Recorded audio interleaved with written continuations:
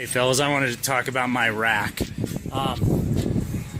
a Marcy Diamond Elite system, and it lists at like $1,200. When I bought it a few years ago, I had gotten it on sale and only paid about half of that.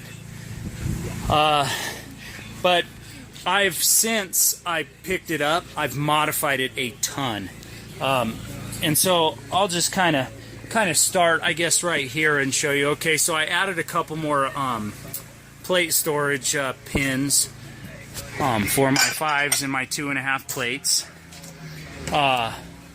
Next thing I can see that I did is I added these little cups in here for bar storage. Let's see, this one will probably be the best one. That is a upgraded pulley, which is a commercial grade pulley. Needed to upgrade those because the other ones would just be too flimsy, so I upgraded the whole system. Let's see. Oh, down there you can see I added a landmine down there underneath the foot plate there. Let's see, we got this. Oh, here's a modification. This is just an attachment that I have come up with in order to keep the Smith bar. Let's look at it from this angle. In order to make the Smith bar shorter, so that when I'm doing things like leg pressing 5 plates, it's just much stronger in this position. You know, it used to like bow a little bit and move around, and it would always make me nervous, especially when I'm down here on the ground on these mats doing leg presses with 600 pounds over me. Well, not quite 600. 6 plates is the most I've had on there. But with these little attachments, which I'll let you guys get kind of a closer look, this thing barely even moves. I don't even think it does move, honestly. Another thing I did is inside of here, it's hollow.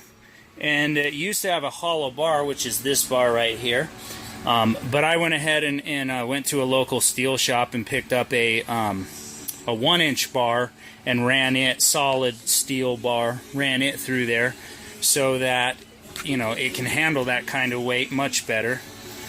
And then I took this bar and I cut it off shorter, and I have found that I can use it for things with this pad, for example, glute ham raises off the floor, using any of these pinholes.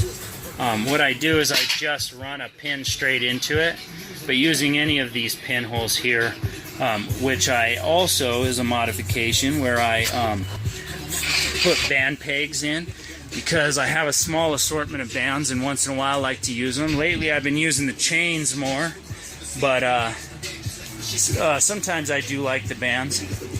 I also had these made for this system, which is because the system is set up at a 7-degree angle, I had to use these, or I had to buy these at a 90-degree angle for a regular rack, and then have a friend weld them up and make them 7 degrees. And you can see they're not exactly perfect. That's why I have some washers in them.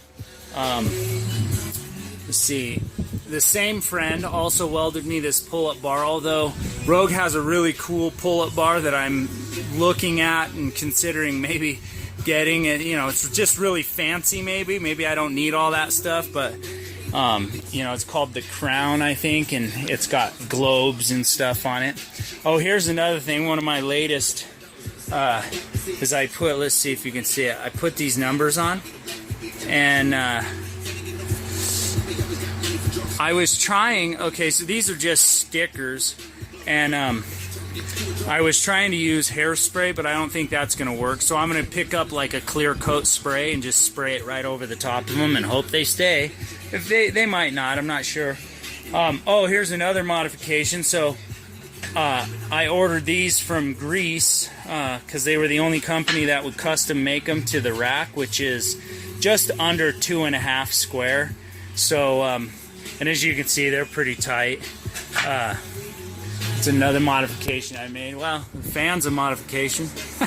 I just strapped it up there with some zip ties, and and it stays up there and keeps me cool. Oh, here's a modification I've made. Can't barely see it because of the, well, you can see it on this side. I put a hole here and a hole here, and I got a Monster Light Matador, and that thing goes on there fine. It sets just fine on there, having done it that way. As you can see, I had to offset the hole a little bit so that the Matador would come off of here instead of being at an angle upward because of the 7 degrees. It comes off here straight now because of the offset hole. Let's think of what else. What haven't I covered? Oh, how about these holes? Here's the worst one. See how oblong it is? This used to have a hole every 6 inches, and I added one in the center at every 3 inches. I honestly would have done 2 more holes every 2 inches, except for one thing. The back has some oblong holes on purpose because of the Smith machine. So that's how, if you can see, that's how the Smith machine attaches in there. And so I wasn't able to do every 2 inches, but I actually have not had a problem, with me and my wife working out in here. We haven't had a problem at all finding a pin location of anything that any exercise that we've come up with or that we're doing. Oh, here's another modification I did. I just brought some tape home from work. It's like a rubber kind of tape. And I coated the top of this with that rubber type material. And why I did that is because this is my deadlift pad right here. And I can simply just roll the bar back into there and lift one side up and then the other side up onto here, if you can imagine that. And to offload the weight. Over here, on the way that I have this pad set up, you can barely see it. You're going to go upside down for a sec. So, it's actually fairly easy to load the weight on here because the bar hangs off the end. So I can get it on the bar pretty easy. And you can see here I added some band pegs down here too, as far as for the deadlift pad. One other, not really a modification to the rack, but something I was going to share with you guys is these right here. So, some of you know that I used to use a PVC pipe on my power bar. I used to keep it like right here, and then the weight would go up to it. And it was because at that time in the old gym, and I actually just took it off like a couple days ago off the bar, but in the old gym, these the uprights here had kind of flared out on me or whatever, and when I took a measurement, it was like 52 inches wide, and so it was really wide, and I'd hit the rack all the time.